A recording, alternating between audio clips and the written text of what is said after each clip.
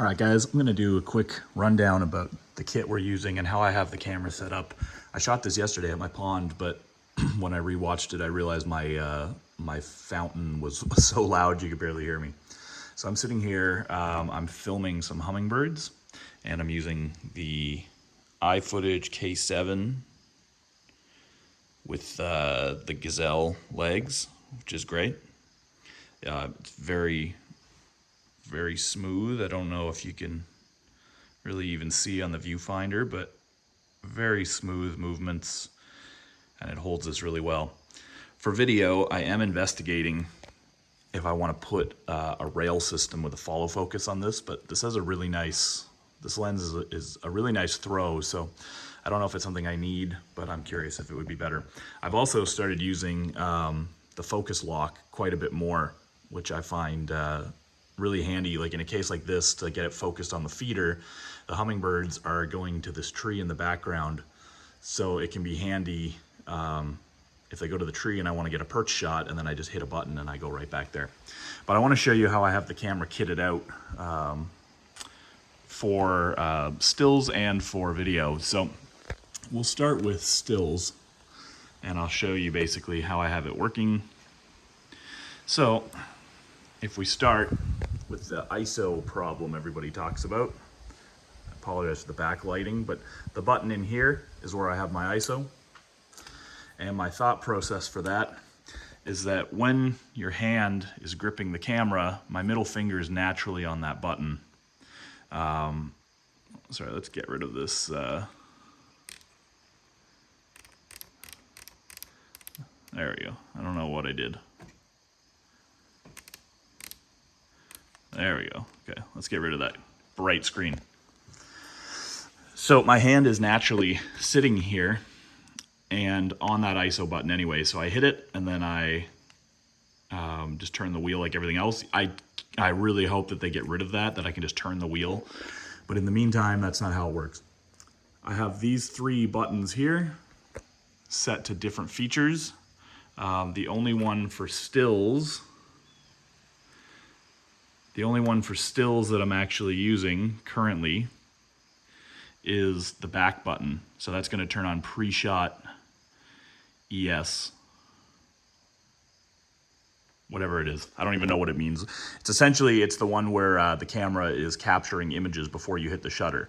So in a case like this, it's really useful. You know, maybe I'll try it here the next time the hummingbird lands. I'll see if I can get a super high burst, and then I can get like a takeoff picture instead of having to try to time it and hope. So that's really nice. I've tried to set this camera up so that everything I want is just linked quickly. So because I'm not using, I don't change white balance, shooting raw, I trust it for auto anyway. So I have those other buttons set up for video. So for stills, I have autofocus on as my back button focus. The drive button is still the drive. This button, the playback, I don't use at all, because if I'm shooting and I'm checking through the viewfinder, again, I want everything on one hand.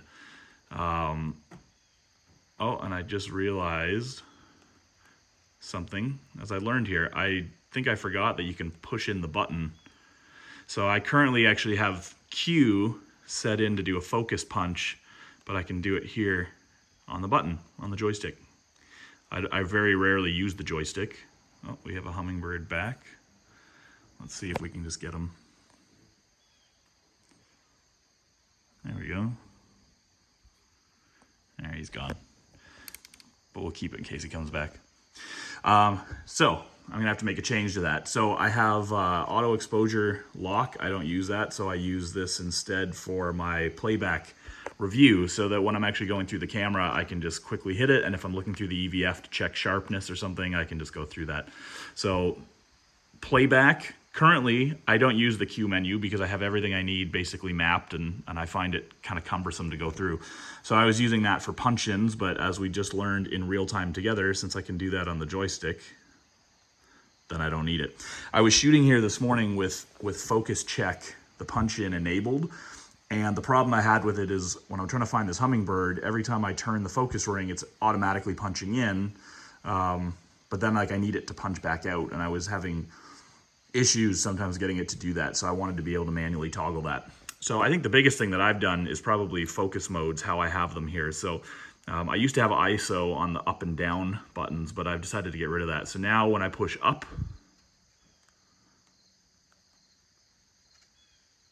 oh, sorry, we're in manual focus.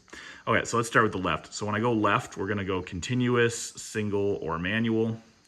When I push up, I'm gonna flip on subject detection, which I have it locked to birds. Would be nice to have a way to quickly go between birds and mammals, but I shoot very, very few mammals. So when I do, I just go into the menu. I mean, really, it doesn't take long once you know where it is. You know, you hit the menu, you're in autofocus, and I usually keep it. The one thing the Fuji system does well is it stays where you put it in a menu. So if you see here, if I hit menu, it's gonna go right back to subject and I can just bam it over. So I actually find that easier than trying to find the Q button because my finger is always here. I almost never use the Q button, so muscle memory, like I don't naturally go to it. What I do though is I shoot a lot of people, so I have eye detection on the bottom button and it just like snaps on, or I have subject on the upper one. And then to the right, I have all my single points and zone focus and all that stuff like that. So if we flip over into video, we're gonna get basically the same idea. And this is important because I go back and forth a lot. I shoot mostly manual focus, but it's important to be able to switch back to continuous if I wanted subject detection or something like that. And then on the right-hand side, if we are in manual focus, I can switch between multi and area. And I've been using area a lot more to track. I need to do some more tests. Luckily, we've still got some long weekend ahead of us. But I need to do more tests and see if area really does help tracking a bird in flight. Because the trouble is, if a bird is in flight, I mean, I love this setup, but how often am I pointed in the right direction to track a bird that's, you know, easy to get onto? That's my one gripe with shooting video with a DSLR or a mirrorless camera, is I would love to have like an eyepiece here and be looking through the eyepiece and then moving this without an arm, but I just don't find that ergonomic. So it's, you know, I don't think it's the easiest way to do things for how I like to work.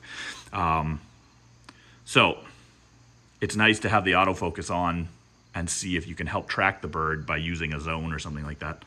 So these buttons up top, let's just lock the camera down for a second. These buttons on top, when I use those, that was a bad idea. When I use these, when I push the ISO button, it's gonna give me the crop magnification, which I haven't actually used with wildlife. I use that mainly for vlogging. I bought the Viltrox 13mm knowing that I can do a video crop and shoot it at about 18mm, which works a lot better for a lot of stuff that I shoot. So that's really handy. It's something I like to be able to just turn on and off, you know, quickly. And then the other one, my white balance button, turns on IS boost on and off. So like right now, I probably don't need it at all. I'm on a tripod, but I find that pretty handy. And then lastly, my beloved dial. So I have manual, what do we have? C1 is 4K 60, which I don't really use much, but I've been hearing it's optimal for a lot of wildlife situations, so I'm trying to shoot it more. Then I have my 4K 24, I have my 4K 120, I have the disgusting HD 240, which is basically unusable, and then I have my 6K.